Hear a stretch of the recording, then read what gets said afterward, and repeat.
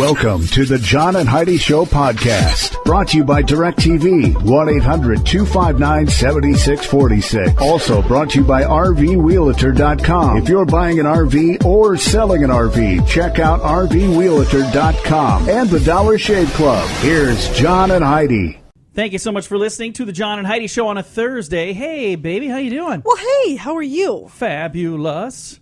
Excited. Got a lot of fun stuff in store for the program today. I've been digging through all my info here, and we got some fun stories to talk about. And we have a guest. And if she's half as much fun as her book, it's going to be a hoot. Sara Given is our guest. She's got the book, Parenting is Easy. What did you think of that book? I loved that book. It was pretty funny, wasn't it?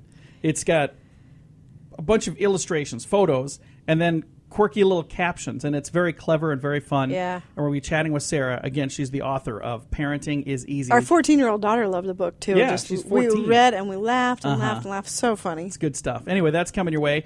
And did you know that this is one way to go? 7 people died in 1814 by drowning in 300,000 gallons of beer.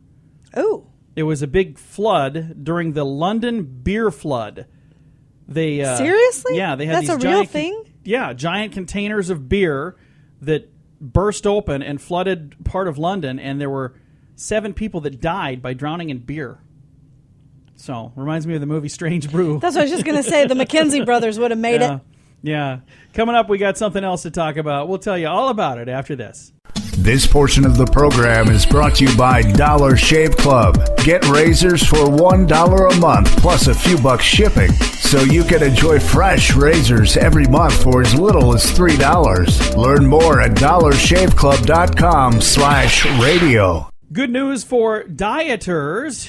You might have a reason to quit dieting. A UCLA UC Irvine study found that starving yourself doesn't help you live any longer. So if you're, dieting and you're not getting enough calories and not enough nutrition because you're, cutting back on the calories, that actually hurts more than it helps, according to this story. So I'm just, keeping as many stories as I can to have excuses as to why I don't diet. Police in Manchester, New Hampshire, they're searching for a man who robbed a bank while dressed as a tree. Was it a branch bank? Oh, wow. Anyway, witnesses described him to be about 45 years old, wearing glasses, and, again, dressed as a tree. Shouldn't be many of those people wandering around. Wouldn't think so. Was it a birch or an elm or a pine? I don't know. It doesn't say what kind, but he was robbing that branch of that bank dressed as a tree. Coming up, we have the In-Law Award. That's on the way. This portion of the program is brought to you by RVRealtor.com. If you want to buy or sell an RV, go to RVRealtor.com. List your RV for free. Learn more at RVRealtor.com. Heidi, it's true because you heard it on the radio. While most people say how much they dislike their in-laws, they can't stand to be around them, Italy has decided to have a mother-in-law contest to reward good mother-in-laws. How cool is that? That is cool. It's great to make jokes about the in-laws, but there are some in-laws, like my in-laws. I like my mom, my mother-in-law, and my father-in-law. I think they're a hoot. Anyway, some people don't find the jokes funny, by the way, but some people celebrate their mother-in-law, and that's not natural, but it's something that they're doing in Italy. Isn't Italy the same place that had a sculpture for ugly people or something? I think so, yeah. They did.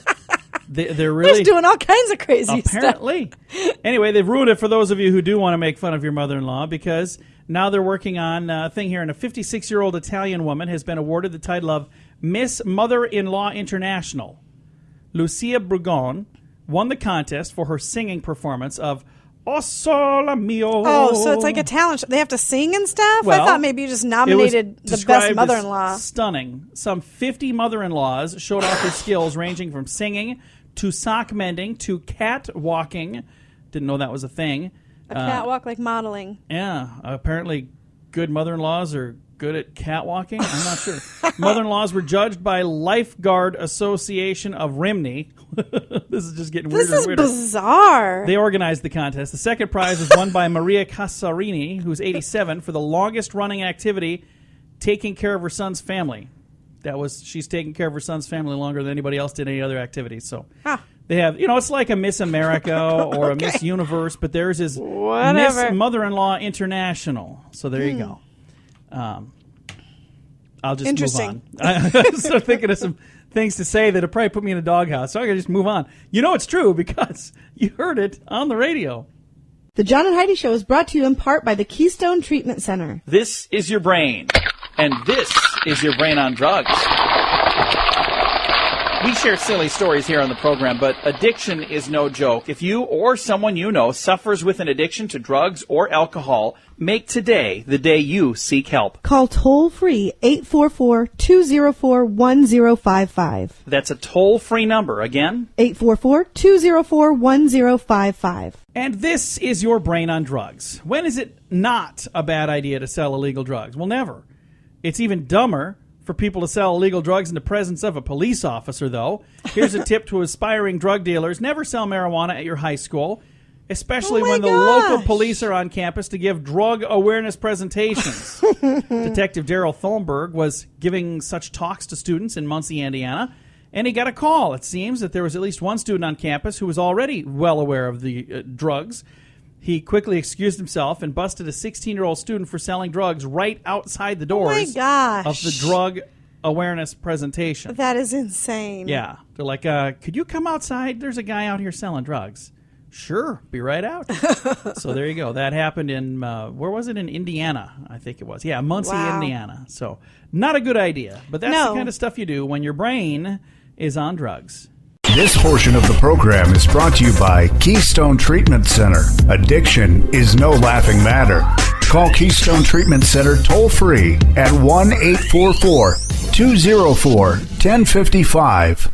Time now for your moment of duh. 3 men have been arrested in Toronto after a truck full of gumballs was hijacked. This was about a week before Halloween. But as dumb as it might be to steal gumballs, because those aren't they like a penny a piece? That's not much. Not anymore. Now they're 2 cents a piece. Ooh, 2 cents. Ooh. That's for the tiny ones. Okay. Well, these guys stole a whole truckload of gumballs, and the story is, first of all, a moment of duh because of what they've done, but also we're going to pass on an honorary moment of duh to their parents because the accomplice, first guy's name was Emmanuel. That's a pretty normal name. But then you've got his 2 accomplices that were arrested. Nathan. It's a really long Uthaanathan. Oh, wow. And then his brother, I don't know if I'm going to be able to say this. I'm going to try it. I'm going to spell it out. Thurung Nan Sambanthar. Oh, good Lord. Yeah, it's really redonkulously long. So anyway, there you go. That's your moment of duh. They probably, with names like that, they've probably been picked on their whole lives and hung out with the wrong breed of cat. So, guys, when you're naming your kids, name them something normal so they don't get in trouble like these 2. See? I don't think their name had anything to do with them getting in trouble. Had everything to do with it. Made the story more fun anyway. We've got your scoop of the day on the way. The scoop of the day is brought to you by Wells Blue Bunny. If you want delicious ice cream, be sure to look for the Blue Bunny. Sure to have your favorite flavors. Learn more at bluebunny.com. Now, your scoop of the day. This sounds like a joke, but it's real. A comedian has just been elected president of Guatemala like a week ago. That's a comedian. I wouldn't have a problem with that. But doesn't that sound like a joke? It sounds like a joke, but it's for real. There was a movie a while back where Robin Williams was like a comedian kind of person in the movie and in real life, I guess, and he was trying to become president. So, but you were saying earlier that you thought this wouldn't be such a bad thing? It wouldn't. No, because comedians have to be very intelligent. Most comedians are very intelligent. To be able to put together the witty humor the way they do. Well, there you go. I wouldn't say all comedians. No, there's some comedians that are not. Like, I'll just move on. I was going to say something that one particular comedian does, but everybody would know exactly who I'm talking about. And he's probably a nice guy, and he's probably smart. Moving on. The internet might be shutting down in North Carolina. Take a listen to this. There's a new relations plan they're doing there, a public relations plan. The Chapel Hill Police Department announced last week that they're going to start, quote, ticketing people by giving them coupons to area restaurants and businesses for good behavior. I think we've talked about this before, but I think it's wonderful. Well, we were talking about when they were planning on doing it, but they're finally doing it. That's cool. The plan aimed to both promote public safety on the roads and strengthen the relationship between the residents and the police force. Wednesday, the city's mayor announced the plan was being canceled. Oh, due to negative public reaction. What? So that's why it's back in the news, because they were supposed to start doing this. So they started it Monday of last week and they ended it last Wednesday. Well, that stinks. Now there's another negative story, so maybe they'll come back and put it back on. Why would there be negative? I don't know. Maybe people just freaked out if they were getting pulled over. They weren't doing anything wrong, but they got pulled over so that they could tell them, "Hey, you're good job doing back great. there. Use your blinker." And if you're not doing anything wrong, and the cop's pulling you over, and you've got like weed in your glove box, that might make people a little nervous. I don't know. Well, anyway, sounded like a good plan for. I thought it was a 12 great seconds idea. At least. Well, this likely will change your way you eat at a state fair and at a gas station and at barbecues. Clear Foods uses special technology to analyze foods at a molecular level, ingredient by ingredient. When it looked at 345 hot dog and sausage products from 75 brands, 10 retailers, the company said they found human DNA in 2% of the samples. Ew. And in 2/3 of the vegetarian samples. So, not exactly sure what that means, other than I'm not too hungry for a hot dog now. New study seems to show that drinking alcohol may enhance a person's problem-solving skills. I would agree with that. I'm thinking it's a certain amount of alcohol, because they start, I've been around people that are drinking, and you instantly have all the answers to all the world's problems. But then after a few more drinks, none of those answers make sense anymore. So, study has found the attention span of the average American is how long, Heidi? What? Yeah. 2 seconds. Average attention span of an American is 2 seconds. That's sad. It is. Are you a ticklish person, Heidi? In certain places. Who would you say is the most ticklish person in our family? Taylor. You think so? Oh, yes. More so than me? Oh, yeah. Well, listen to this. If you're a ticklish person, it could mean you have a high IQ. Oh. If the slightest tickle... I see where you were going with that. I was baiting you there. If the slightest tickle makes you limp with laughter, it's actually a good thing. A Harvard study shows that ticklish people have IQs that are average 48 points higher than their non-ticklish friends. Apparently, men like Socrates and Leonardo da Vinci and Albert Einstein were also very ticklish, and sometimes even just touching them was pure agony for them. That's how ticklish they were. So, there you go. And do you trust your doctor? We don't. Do we even have a doctor? I had to fill out a form once that asked who my doctor was. I put Dr. Seuss. A survey finds that some doctors aren't always completely honest with their patients. More than half admitted to describing somebody's prognosis in a way that they knew was way more rosy than it really should have been. 20% said they hadn't fully disclosed medical mistakes for fear of being sued. And 1 in 10 surveyed said they'd told a patient something that wasn't true in the past year. So why would you tell a patient something? I don't know. It's not true. I don't know. The doctors' noses are growing and growing and growing. And not all doctors, by the way, just some. So they're not saying everybody. I said half admitted to it. The other half were lying. Wow. All right, strange law. Restaurants in Connecticut are required to provide customers with a nose-blowing and non-nose-blowing section. So what? You have to have a section. If you want to blow your nose, you can sit over here. This is the non-nose-blowing section in Connecticut. I think the whole restaurant should be non-nose blowing. Yeah, go to the outside bathroom and do that. All right. That's disgusting. It's going to do it for your strange law. This has been your Scoop of the Day. This portion of the program is brought to you by RoughToughKennels.com. Dog kennels and accessories sent to your front door wherever you live. Your dog deserves it. Learn more at RoughToughKennels.com. Thank you so much for listening to the John and Heidi Show. We get to, at this time, reach out and talk to somebody interesting. And today, I've got a really fun guest. I have not yet had a chance to visit with her, but if she's half as fun as her book, this is going to be a good interview. Sara Given, and the book is called Parenting is Easy. You're probably just doing it wrong. And I'm very excited to say, welcome to the program, Sara. How are you doing today? I'm good. How are you? Very good. I've got a copy of your book in my hand right here. This is a very funny book. I've had it in my office here for like a week, and it's funny because people will come in, and while they're waiting to talk to me, they'll pick it up and start looking through, and you'll see everything from a little smile to a smirk to a full-out belly laugh. So hopefully it was supposed to be funny, right? Oh, yeah. Well, the book Parenting is Easy. What made you decide to do this? What was the inspiration to say, hey, I'm gonna write a book about this? I never intended to do any of this. The book it's material that's come out of a website, a blog that I run on Tumblr called It's Like They Know Us. And the way that started was just from this thread in a mommy group on Facebook where we were all kind of making fun of pictures that, get used in advertising and marketing aimed at moms and dads that is just, so out of this world, unrealistic. And I started captioning them, and the group was like, hey, put these together somewhere so we can look at them. So I did, and it was just meant to be this funny thing for us to look at. And the next day, it'd been up for a day, and it had 500 followers. And then the next day, it had 5,000. And then the Today Show called, and all this weird stuff. It just kind of spiraled out of control, and then eventually turned into a book. So it's this juggernaut now. It's a fun book, and this would be the coolest thing to give to somebody who's expecting, or maybe somebody that just had a child. Because, first of all, if they're expecting, hopefully they'll read through this and they might in the beginning think, oh, it's going to be easy. But hopefully they'll get the drift that it's not really as easy as it looks in the pictures, is it? No. Having a child, and I was just as guilty of this. This is, the website and the book is me working through a lot of this stuff, like a public coping mechanism, because I thought that if I researched enough and knew enough and just did what you were supposed to do, that everything would be fine, or that, I'd have some kind of control over it. And that's there's nothing farther from the truth. When you have a child, that, you really don't have control over it like you think you do. Exactly. Do you mind if I read something from the book here? No, go ahead. All right, because I got it here. And just so people, if they're trying to figure out, so what is this book all about? It's a funny book. There's a picture of a man who looks like he needs to shave, and he's got twin babies wrapped in like a pink blanket.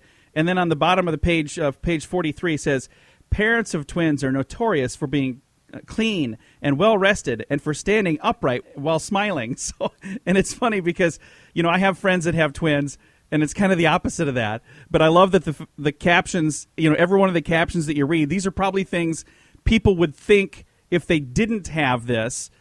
They would think maybe, like the advertisement photos that you have in here. There's photos that are like stock photos that get used in advertisements that don't really even make sense for that product, really, do they? No. Some of them you wonder what was the motivation, or, somebody thought that this would be marketable. A lot of the pregnant women photos are there's one that's pregnant ladies salsa dancing with their bellies hanging out in high heels. I don't know where this is happening, or maybe there's a demographic for this. I just don't know what it is. And I know personally, as a pregnant woman, I have not done a lot of salsa dancing. Are these stock photos, or did you go out and take these photos? Where'd the photos come from? Oh my Lord, no. So these are stock photographs, meaning that a photographer and models got together and they do a series of photos that basically then they sell to a stock photography site like Getty Images. And then or Fotolia, and then those are available to advertisers, or if you have a parenting website that you run and you need a picture for an article you're putting up, you go to these sites and you pay for the rights to use the photo, on the web. And so basically what I did was, I buy the photos to use online and to use in the book, and then I just caption them myself. That's awesome. I'm looking at page 33 right now and getting quite a laugh out of that. There's two ladies, and one is dressed as a doctor, and she's giving supposedly a shot to the other woman, but there's no needle. It says, my doctor gives me invisible medicine with a turkey baster, and I'm totally fine with that. Yeah, it's like a turkey baster she's sticking into her arm. Oh, that is so funny. Now, are you working on another project right now, or what's next after Parenting is Easy? You're probably just doing it wrong. What's the next thing for Sara Given? Well, we have a baby due in December, right around Christmas time. So, I figure I'll just knock that out. It'll be really easy. Like the first one was, get her all set, get her sleeping through the night by the second week, and then probably write another book. I don't know. I've just got tons of time. Congratulations on the success of Parenting is Easy. Now, where can I find a copy of this? If maybe there's somebody listening going, that sounds funny. Where can they find it? Absolutely. Parenting is Easy is on Amazon, Barnes & Noble, or on IndieBound. Awesome, Sara. And you've got a blog as well. Where do we find that? It's liketheyKnowUs.tumblr.com, or on Facebook, and that's Facebook/It's Like They Know Us, or on Twitter @LikeTheyKnowUs. I'm not a blog guy, but I'm going to have to go check out your blog, because if it's as good as the book, it's got to be really, really good. This is a great book. Thank you. And I'm probably, as you know, like a middle-aged guy, probably not the demographic you were going after, but it's hilarious for me as well. So, and I can tell you the people that have been in the office reading it are really in the demographic you're going for, and they've absolutely loved it. Oh, good. That's great to hear. Well, thank you again for taking some time to chat with us again. We've been visiting with Sara Given, author of Parenting is Easy. You're Probably Just Doing It Wrong. Can I read the back cover as well? Oh, go ahead. Because I think it is so funny. It says, "A shiny, happy guide. Finally, a book that proves that pregnancy is glamorous. Toddlers enjoy sitting patiently. Teens love when their parents dance in public. And the best place to breastfeed is on a golf course." And all of that can be proven true in this book, right? Oh, absolutely. Yeah, there is a woman that is nursing on a golf course. It makes sense. Well, I love the book. It was a great idea for a book, and I hope you sell a bunch of them. Thank you very much. Thank you. You have a great day, Sara. You too. Again, Sara Given. The book is called Parenting is Easy. You're Probably Just Doing It Wrong. And you can find that at your local bookstore or on Amazon. Thanks for listening to The John and Heidi Show. This portion of the program is brought to you by CarsForSale.com. If you're in the market to buy a car, truck, or van, find thousands of vehicles to choose from at CarsForSale.com. Today is a special day, Heidi. Do you know what today is? What is today, John? Today is Thursday, the 5th day of November. I have a family friend that has a birthday today. A lot of people growing up thought he was my brother. He hung out with us all the time, had blonde hair and blue eyes. His name started with a J, just like all of us. Jason, Julie, John, Joe, Jody, Jamie. His name is Jeff. Happy birthday, buddy. Today is also National Love Your Red Hair Day. So for those of you who are people with red hair, today is a special day for you. And I don't know why they chose today, but today's the day. And today is National Men Make Dinner Day. We talked about this. I like this. I saw that earlier in the week. I was looking at this, and I said, hey, I'm going to make dinner. And when you said, what are you going to make? I said, I'm going to make spaghetti. And you're like, you don't make spaghetti. I'm using your recipe. So it's good stuff. Because you're supposed to have something with more than 4 ingredients. You can't just smack some burgers on the grill, guys. That doesn't count. You have to make dinner tonight. So there you go. That's going to do it for our special list of things going on this Thursday, the 5th day of November. This portion of the program is brought to you by StoneGroupArchitects.com. It's more than a building. It's design and function working together. Check out the project portfolio at StoneGroupArchitects.com. What a difference a decade makes. Think back, it's 2015 right now. Mm-hmm. Think back to 2005. Now, let's go back 105 years before that. Wow. 1900. I can't. You don't remember that far back? No. Well, the average lifespan in 1900 was 47 years old. Ooh. In America. Average American lifespan, 47 years old in 1900. That means many people listening right now would be on the other side of the dirt. Just saying. That's 47 years. Yeah. So 115 years later, big differences. Back then, only 14% of homes had a bathtub. Only 8% of homes had a telephone in 1900. There were only 8,000 cars in the United States and only 144 roads with pavement. The U.S. average worker made how much back in 1900, Heidi? How much, an hour or a year? A year. 5,000. Wow, that'd be rolling in the dough. 200 to 400 a year. Whoa. Mm-hmm. More than 95% of all births took place at home. In 1900, 90% of U.S. physicians had no college education. Imagine that. Let that sink in for a second. Ew. Instead, they attended medical school, many of which were condemned in the press as being substandard. So they didn't go to college. They went to medical school. In the medical schools, they didn't teach them other things. It was just learning how to do specific medical practices. So they were condemned for being substandard, too. Sugar cost 4 cents a pound. Eggs were 14 cents a dozen, so just a little over a penny an egg. And coffee, 15 cents a pound. Wow. In 1900, the 5 leading causes of death in the U.S. were, number 1, pneumonia, number 2, influenza. Pneumonia and influenza were both number 1. How's that possible? They must have tied. Number 3 was TB, so tuberculosis, diarrhea, then heart disease, and then stroke. Those were the ways people died in 1900. Huh. Plutonium, insulin, and antibiotics have not been discovered yet in 1900. And to make matters worse, Scotch tape, crossword puzzles, canned beer, and iced tea still hadn't been invented yet.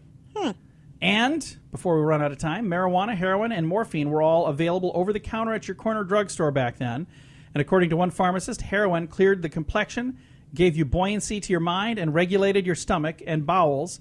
And, in fact, it was the perfect guardian of health, as they called it back then. Wow. So, things certainly have changed. Again, that all is from the year 1900. This portion of the program is brought to you by DirecTV, 1-800-259-7646. Also brought to you by RVWheelator.com. If you're buying an RV or selling an RV, check out RVWheelator.com and the Dollar Shave Club. Here's John and Heidi. People always say it's good to laugh at yourself. Do you agree with that, Heidi? Yes. It's important. Now, research says we probably need to do that more than we think. A new study from the University of Maryland has claimed that most laughter comes from men enjoying their own jokes. I would agree with that. My son just made fun of me the other But day I for do. laughing at my I own laugh jokes. at my own jokes all the time. Scientists have found I that, crack myself up. well, scientists found that people laughing at their own gags, it's up about 50% more than they laugh at other people's jokes. So they're saying people laugh at their own jokes about 50% more than they laugh at somebody else telling jokes. Well, of course. You wouldn't say it if you didn't think it was funny. I know. So of course you're going to laugh. I think it's pretty hilarious, honestly. The team also discovered the majority of those giggling over their own jokes were men hoping to impress women. So, although, I don't know. Sometimes it works. Sometimes it just don't. Coming up here in a bit, something I should have read last week, but some Frankenstein facts. I found this on Halloween. It's fascinating. I'm going to share it for you today. Coming up here in a bit. This portion of the program is brought to you by GunUp.com. If you're a gun lover, you'll be in heaven at GunUp.com. Built by experienced military veterans, shooting sports competitors, and publishing professionals. They have awesome stories and articles that are read by millions of gun enthusiasts. Check it out at GunUp.com. Thank you so much for listening on this Thursday. We appreciate you joining us on the John and Heidi Show. Frankenstein. Did you ever see like the original Frankenstein with Boris Karloff? Black and white? I don't know. It's 84 years old now. Whoa. The movie is from 84 years ago. So, interesting thing is, not long before filming, Colin Clive, Dr. Frankenstein, broke a leg in a horse riding accident. So, most of his scenes were filmed with him sitting because he had just broken his leg. Oh. When filming the scene where the monster emerges from the burnt windmill, Boris Karloff slipped and fell into the water-filled well. Upon being helped out, he realized he had broken a leg in the fall. The metal struts used to stiffen his legs for the famous monster lurch helped keep the bones in place until they could be properly set. So he walked the way he walked because he had a broken leg. So there are two broken legs now. Interesting. The musical soundtrack for the film proved to be so popular, it was again used in Flash Gordon's series starring Buster. Says Krabby Buster? I don't know who that is. So they used the music from that. Again, they recycled it. That happens once in a while. The movie was shot in 46 days. It cost $400,000. And Boris Karloff sweated off 20 pounds while they were filming. $400,000 Yeah. 80-some years ago? 84 years ago, That's yeah. a lot So- for a budget back then, isn't it? Doesn't that? Yeah, it was quite a bit. And they originally did not want to do any sequels to the movie, but because it did so well, they had to.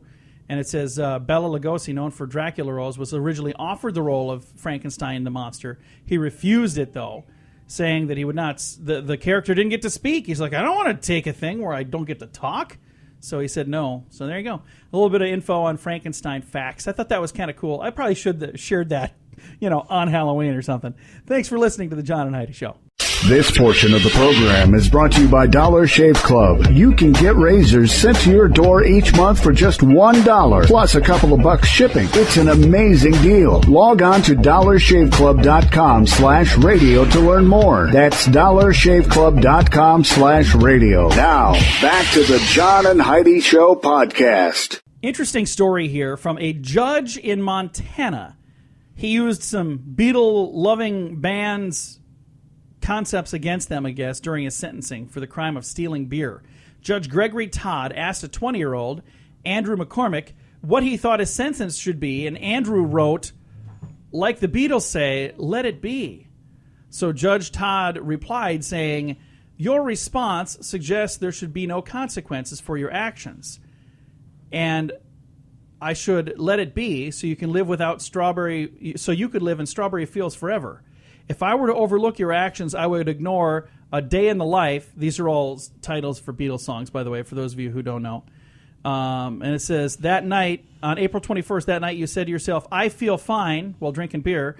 Later, whether you wanted money or were just trying to act naturally, you became the fool on the hill. After you stole the beer, you decided it was time to run for your life and carry that weight. But witnesses said, baby, it's you. The police said, I'll get you. And you had admitted you really got a hold on me. You were not able to get back home because the chains they put on you, although you hoped the police would say, I don't want to spoil the party, and we can work it out, you were in misery when you said you were a bad boy. As a result of your hard day's night, you're looking at a ticket to ride that long and winding road to prison. Hopefully you can say both now and when I'm 64 that I should have known better. Mr. McCormick got probation and community service and a fine. But I thought it was pretty clever when the judge responded back to him because he was being, kind of being clever in his response. What do you think you should get? He was like, oh, let it be. So then he had quite a few song titles jammed in his response there. And Heidi took a nap in the middle of that. So. Hey, you and I have different views on what is clever. I thought it was pretty clever. Coming up, we've got some good news. That's on the way.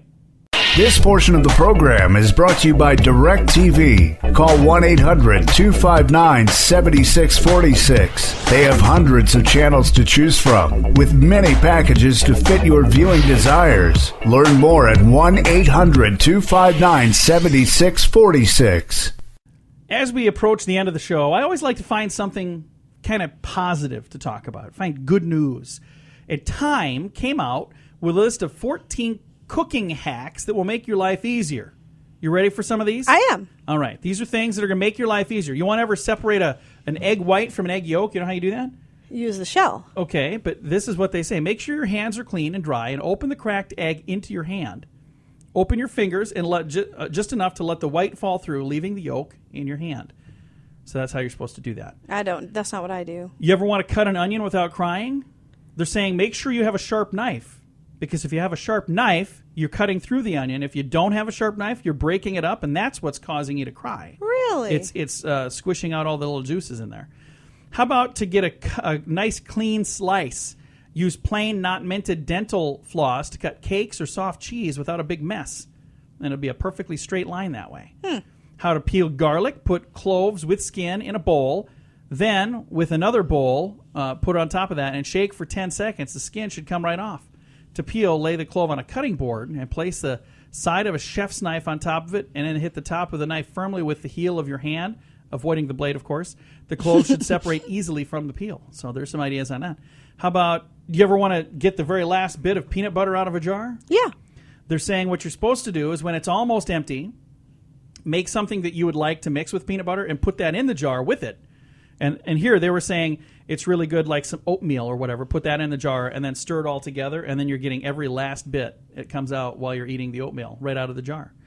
If you want to scoop ice cream without having troubles, they're saying to turn on the hot water and get your scooper nice and warm. I didn't know that. And I've always done it where I kept it, wet. They say dry it quickly before you scoop.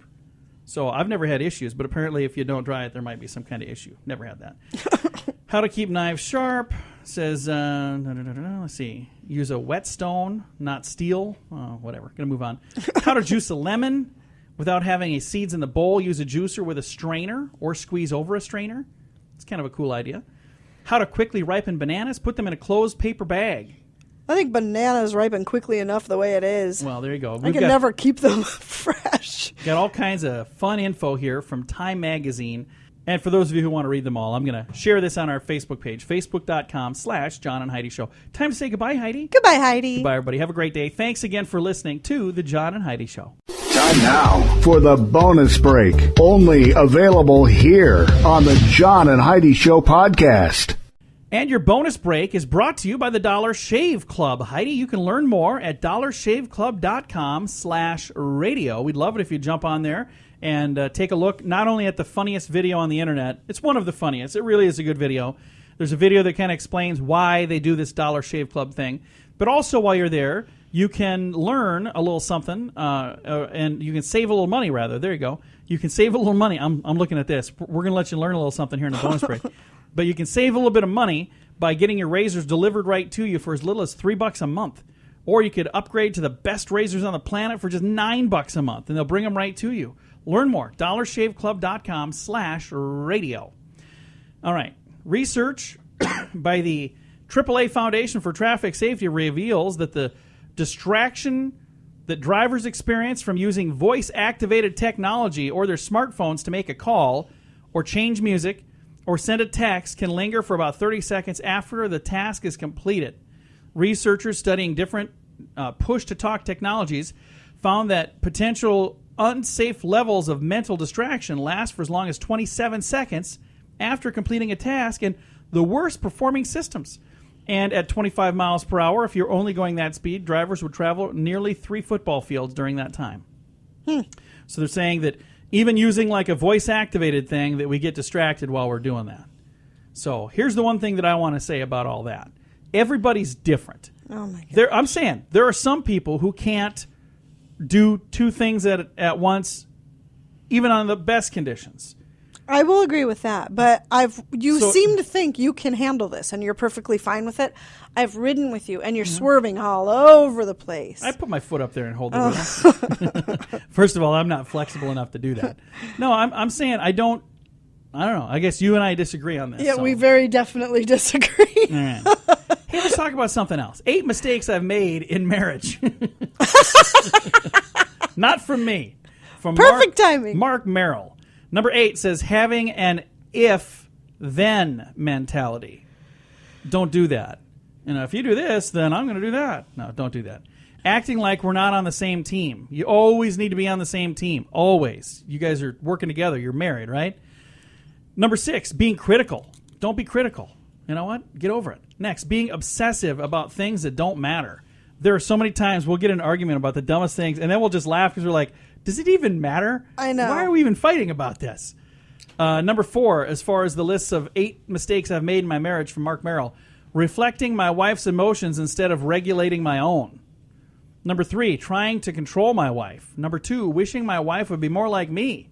I don't think I've ever wished you'd be more like me. I wouldn't want to be married to me. Can't believe you did. And the number 1 thing on the list of 8 mistakes I've made in marriage, thinking my wife was responsible for my happiness. There you go. You are responsible for your own happiness. Now let's talk about something silly, because that's what people come here for. They don't want to come and learn stuff. They don't want to come here and, get schooled on things. Okay. We're here to laugh, right? Yes. All right. Take a listen to this. True 10 dumbest job interview moves. In a poll of hiring managers, AccountTemps.com asked, what's the wackiest or most unusual pitch you've heard from a job seeker about why he or she should get the job? Here are the top 10 from the job hunters. Number 10, told me to hire him because he was allergic to unemployment. Oh, my gosh. Number 9, said we should hire him because he would make a great addition to our softball team. Number 8, said he should get the job because he's already applied here 3 times and now it's my turn. Oh, my gosh. That's funny. Number 7 said we have nice benefits, which was good because he was going to have to take a lot of leave in the coming year. Number 6, drafted a press release announcing that we had hired him and brought that to the interview. Whoa. Just want to show you, this is the kind of press release we can put out here. This is, of course, you'll see I tooted my horn quite a bit in here. Number 5, explained that he had no relevant experience for the job he was interviewing for, but his friend did. So, okay. he's going to learn from him. Number 4, delivered his entire cover letter in the form of a rap song. I would love to have been in that interview. Idea. I wonder what that job was for. Number 3, told me she wanted the position because she wanted to get away from working with people. Number 2, brought his mother to the interview and let her do all the talking. Oh, wow. And number 1, when our company moved to Texas, he gave us a resume in a 10-gallon hat. Oh, that's cute, though. I think that one's cute. It was the number 1 on their list as far as the dumbest things anyone's ever done. I think that's cute. I thought it was kind of clever, but I don't know. He apparently did not get the job because they put it on the wacky list. So there you go. We got all kinds of other stuff to share, but that's going to do it for our bonus break for today. Thank you so much for listening to the John and Heidi Show. Your bonus break is brought to you by the Dollar Shave Club. You can learn more about those good folks at dollarshaveclub.com/radio.